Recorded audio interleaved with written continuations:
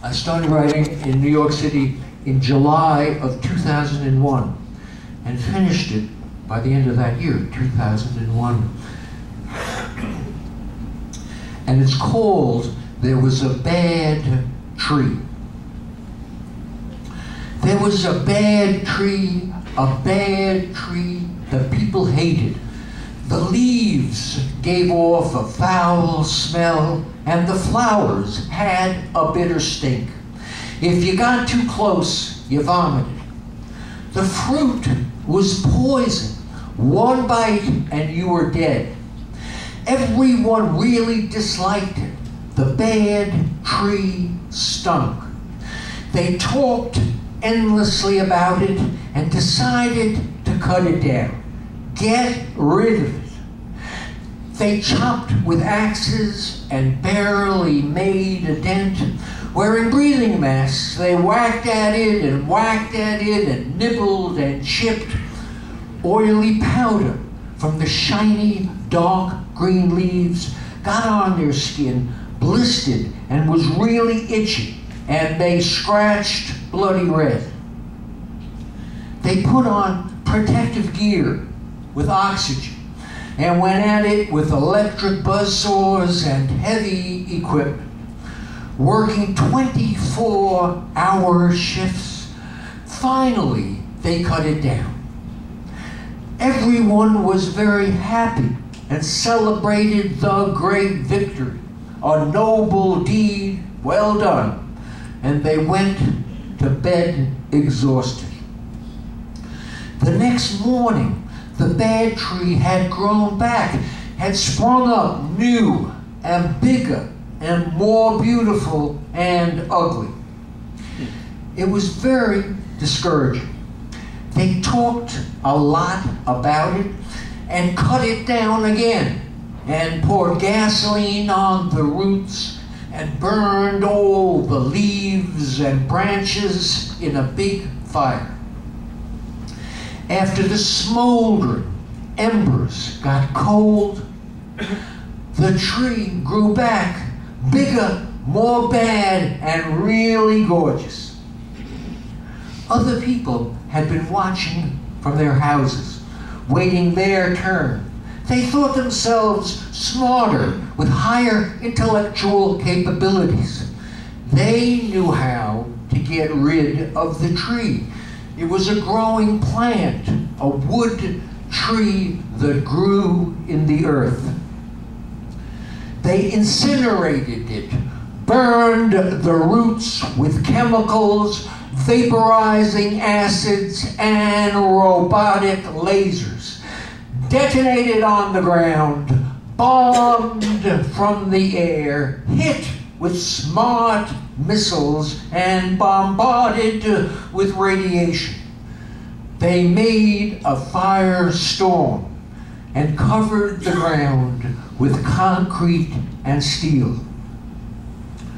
The tree grew back, more fresh, more elegant, even gracious, and really ugly. The wood was darker, harder, thick, hot muscle, and the leaves, full and lush, moved like underwater plants luxuriously in the breeze. It was extremely discouraging, extremely depressing, a catastrophe. They had made for themselves a hell world. They talked incessantly about it and came to a big decision. The mayor resigned in disgrace, and those who had worked so hard left, humiliated, departed, moved to the other side of town, stayed away. Then, out of the blue, appeared these beautiful people.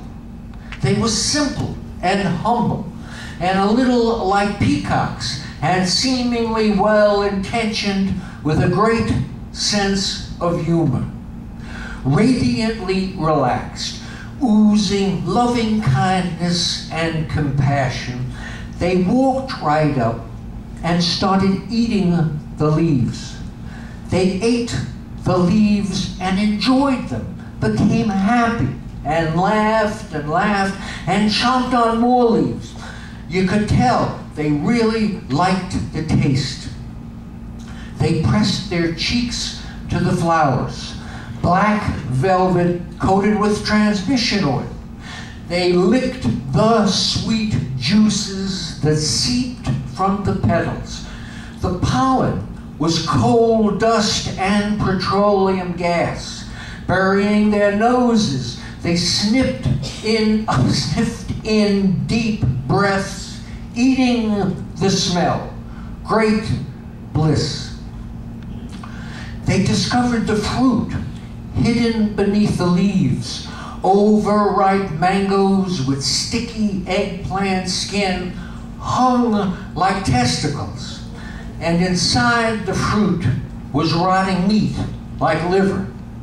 The special people got their faces into the stinking slime and really got into it, inhaling with their lips and teeth and tongues.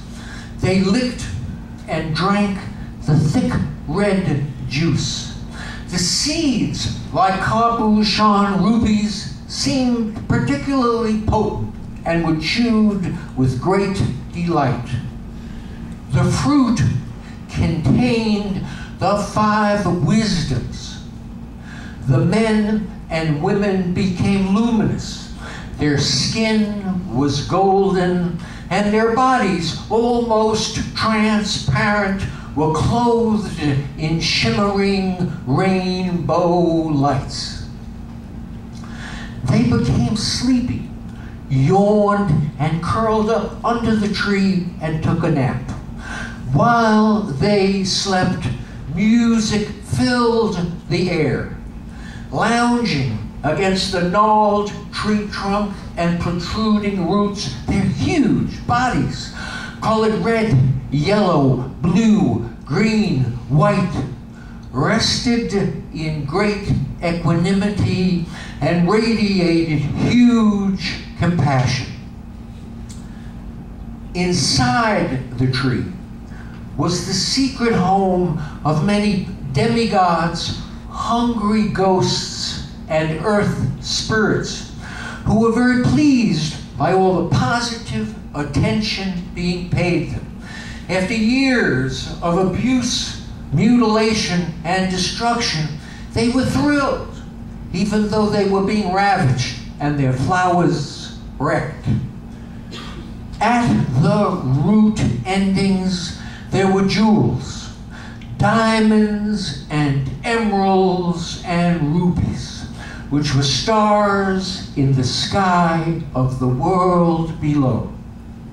The beautiful men and women woke up and nibbled on the leaves again.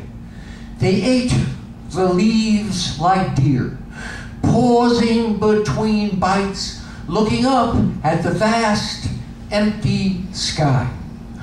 The leaves and fruit increased their clarity and bliss and introduced the nature of primordially pure wisdom mind.